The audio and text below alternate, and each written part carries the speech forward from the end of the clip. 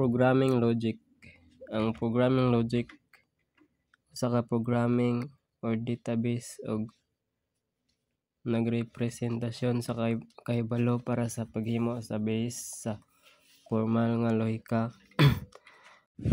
Define programming and logic.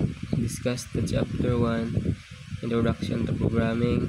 Discuss the programming development cycle. Discuss the chapter 2, flowchart. Define flowchart. Benefits and limitation of using flowchart. Discuss the different type of flowchart. Discuss the chapter 3, control structure. Discuss the 3 basic.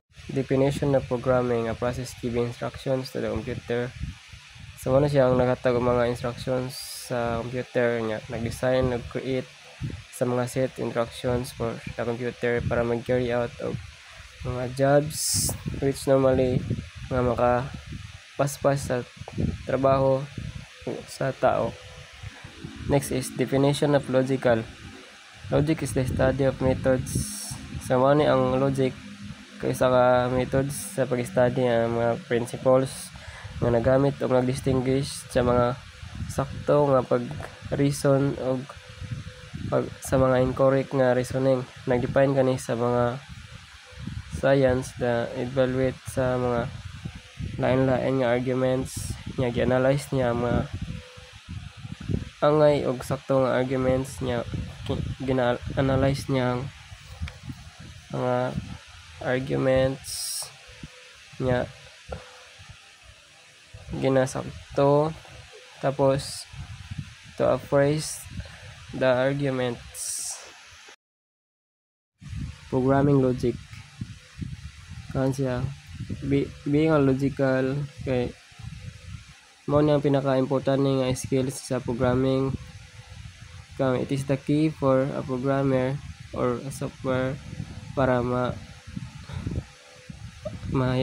masabtan sa usa ka user kung unsaon pag-interact ang mga computer o sa software.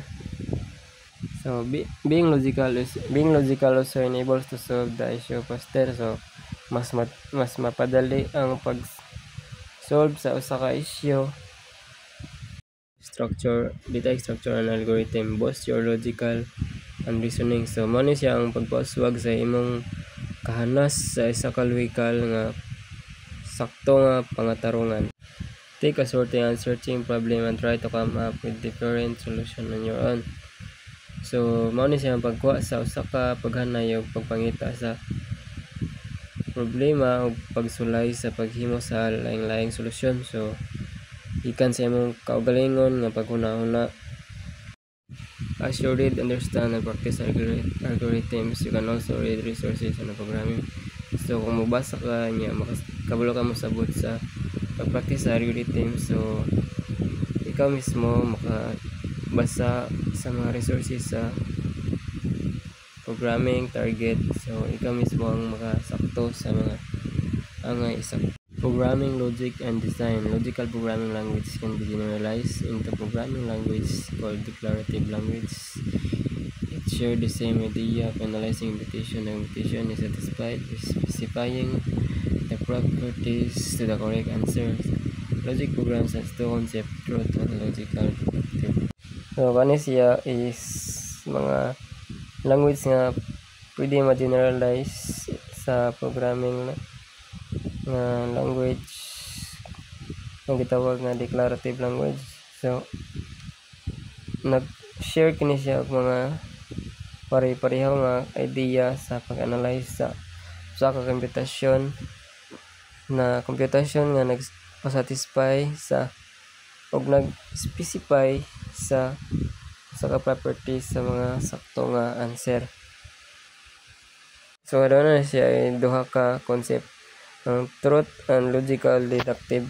Truth versus logical deductive. Truth derives whether or not the computation in the program is true under the implementation of the program's involved. Sabot ani makuha kung unsay tinuod or dili ang usa ka kalkulasyon sa programa sa pagtuman sa mga simbolo sa isa ka program. Logical deduction determines whether a logical clause is a consequence of the program. So ang pasabot ani So gina-determine niya kung kani ba isa logical clause. So kani siya mo ang ways to improve programming logic. So more kibali flowchart niya. So sa circle nasa center na ay logic, and then sa ibabaw square, think to solve, then number 2 practice, then 3 learn, then look. So think to solve, dapat kung magunahuna ka kung say dapat solbaron nga mga problema yan. Number 2 is to practice para mas mahanas ka kung unsay dapat buhaton kung naisayop sa imong gibuhat na programming logic. So number 3 learn, sabto nimo imong gibuhat nga program sa output ug input. Then number 4 look, so tanawon nimo kung unsay sayop og mga mali sa imong na-encode nga program para imong masakto. Programming and logic. So sa logical thinking is one of the most necessary skills. So mo ni siya pinaka importante nga skills sa programming.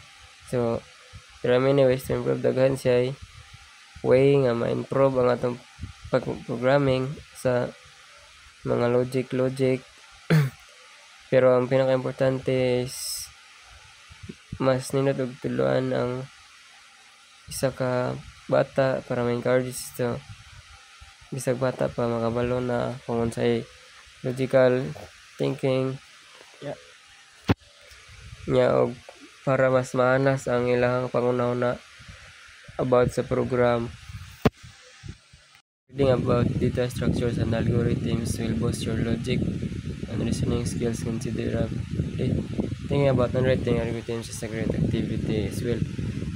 So diri kung reading about data lang structures ang basihan na makaboost siya sa imong mga logic reasoning skills.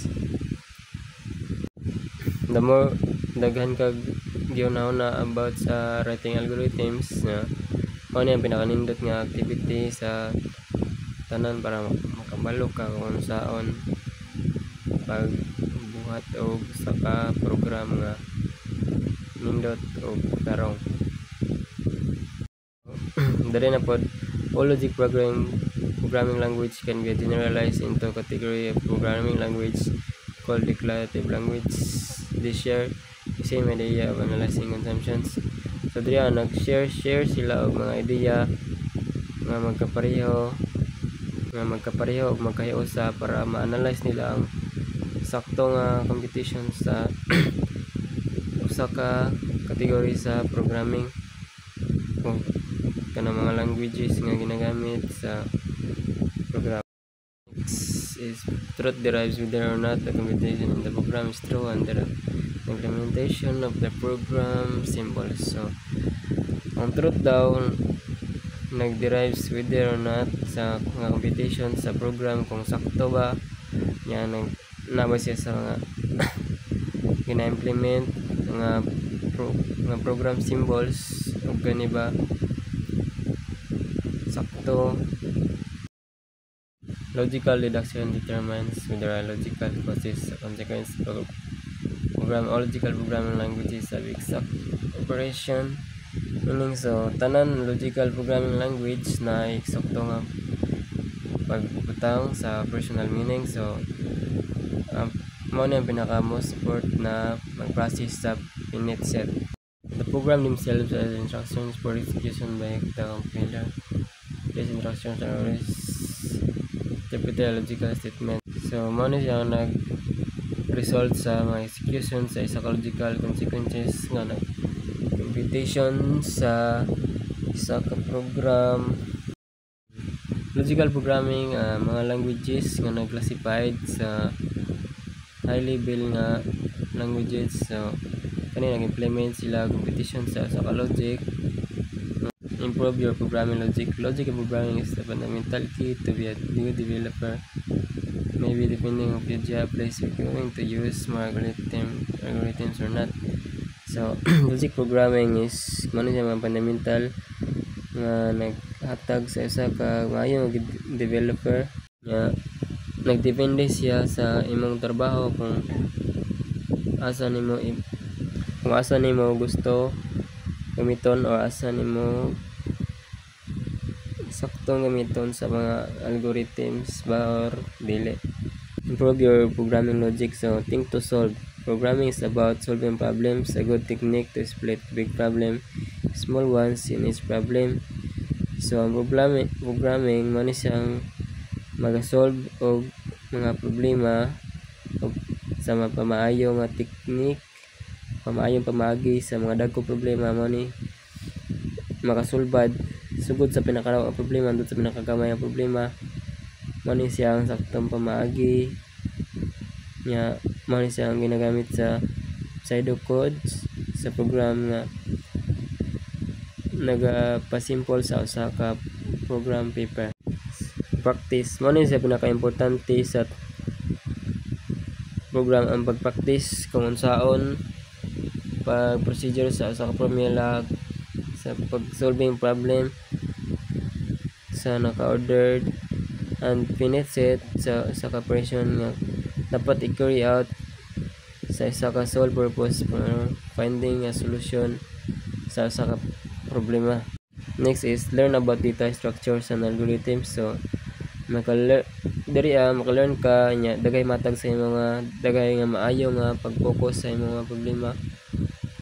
Makahatag kini og better nga plano para maka-focus sa problema nga angay nya kanang efficient software na price na mga makadula ka og chess og mga practice ka og dagan siya knowledge nga mantiguan sa para sa mga.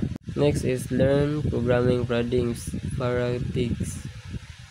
Mao siya pinakamaayo sa tanan na siya point nga ma-learn nimong program paradigms, probably one of the most programming paradigms nga maka object oriented paradigm or OOP. Mao ni siya programming paradigm nga na parehas mura og blueprint nga nagapalog naga-create sa usa ka object. Next is look at other people's code. So kung tanaw ko nakaslain nga code sa tao, mas makita nimo kung sakto ba imo or dili or sakto ba ang ila or mali. Pero kung sakto ila, mas ninot dito ka mo sundog kung unsay angay buhaton para masakto ang imong code niya. So looking at another person's mind is essential to advance the programmer. So mas ma-advance kung mas taas imong knowledge. And that's all. Thank you.